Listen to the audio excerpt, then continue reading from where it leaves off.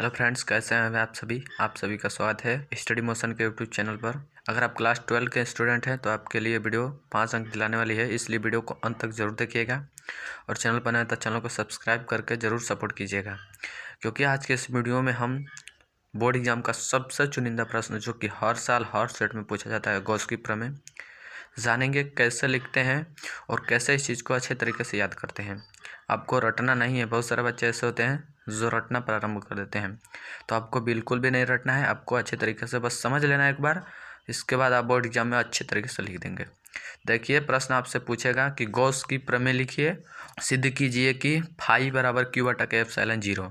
ये आपको बोलेगा, 5 अंक में सबसे लॉन्ग आंसर पूछता है। देखिए, सबसे पहले आपको हेडिंग डालनी है गॉस की प्रमेय और उसके अंदर लिखना है आपको वैद्युत क्षेत्र में किसी काल्पनिक बंद पृष्ठ से गुजरने वाला वैद्युत फ्लक्स फाई बंद पृष्ठ के भीतर कुल आवेश की मात्रा Q तथा निर्वात की वैद्युतशीलता एप्सिलॉन 0 के अनुपात के बराबर होता है, अर्थात फाई बराबर Q बटा एप्सिलॉन 0। देखिए, इसमें समझने वाली बात बस इतनी है कि जो फ्लक्स होता है वैद्युत फ्लक्स, वो बंद पृष्ठ के भीतर आवेश जो होता है और एप्सिलॉन 0 यानी कि निर्वात की वैद्युतशीलता के अनुपात के बराबर होता है। यही गॉस की प्रमेय कहता है।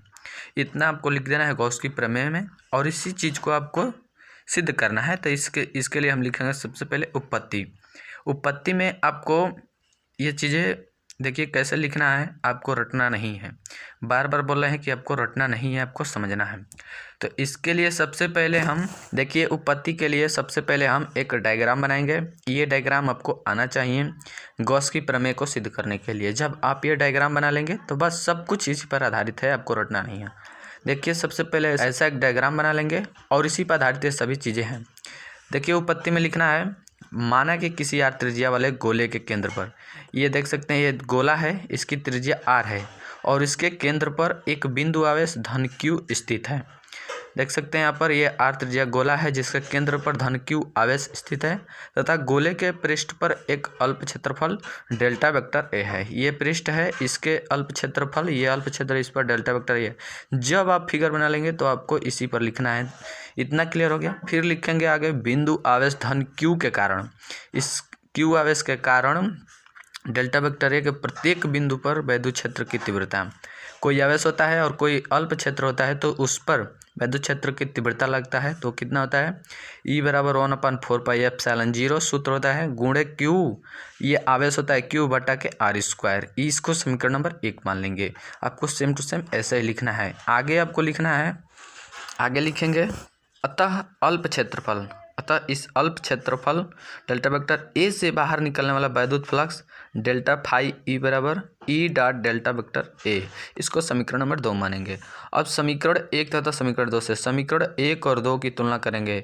इसके ई की जगह पर इतना मान हम रखेंगे, तो वही आगे देखते हैं। तो देखिए, समीकरण 1 2 की तुलना करने पर डेल्टा फाई रहा, ई की जगह पर ये सभी चीज़ें रख देंगे, 1/4 पाई एप्सिलॉन 0 गुणे Q बटा के r² और फिर डॉट डेल्टा वेक्टर है वहीं पे का वहीं रहेगा। ये तो अल्प क्षेत्रफल के कारण होगा, लेकिन आगे देखेंगे। अतः गोले के संपूर्ण पृष्ठ से बद्ध कुल फ्लक्स को फाई इस प्रदर्शित करते हैं और वो होता है सिग्मा डेल्टा फाई ई बराबर, यहाँ तक हो गया। तो सिग्मा के आगे सिग्मा रह देंगे और डेल्टा फाई ई का मान यहाँ पर देख सकते हैं इतना आया है, तो इसको इस तरह से लिख देंगे। फिर ये कांस्टेंट टर्म है तो इसको बाहर कर देंगे और डेल्टा वेक्टर ए को सिग्मा के अंदर रहने देंगे। आगे देखते हैं नेक्स्ट पेज पर, या फाई बराबर Q बटा के 4 पाई एप्सिलॉन 0 r² गुणे 4 पाई r²। आप सोचेंगे 4 पाई r² कहाँ से आया, तो यहाँ पर देख सकते हैं, चूँकि सिग्मा डेल्टा वेक्टर ए बराबर होता है गोले का संपूर्ण पृष्ठ और गोले का संपूर्ण पृष्ठ का सूत्र होता है 4 पाई r², या फाई ई बराबर यहाँ पर 4 पाई से 4 पाई कैंसिल और r² से r² कैंसिल, बचा क्या Q बटा के एप्सिलॉन 0, जो कि यही गॉस का प्रमेय है। इतना आपको लिखना है, इससे बाहर कुछ नहीं लिखना है। तो आशा करता हूँ आपको अच्छी तरीके से समझ में आ गया होगा। आपको रटना नहीं है, बिल्कुल समझना है। अगर वीडियो अच्छी लगी हो तो अपने दोस्तों के साथ शेयर जरूर कीजिएगा और हाँ, चैनल पर नए हैं तो चैनल को सब्सक्राइब जरूर कीजिएगा। मिलते हैं फिर से नेक्स्ट वीडियो में, तब तक के लिए जय हिंद, जय भारत, वंदे मातरम।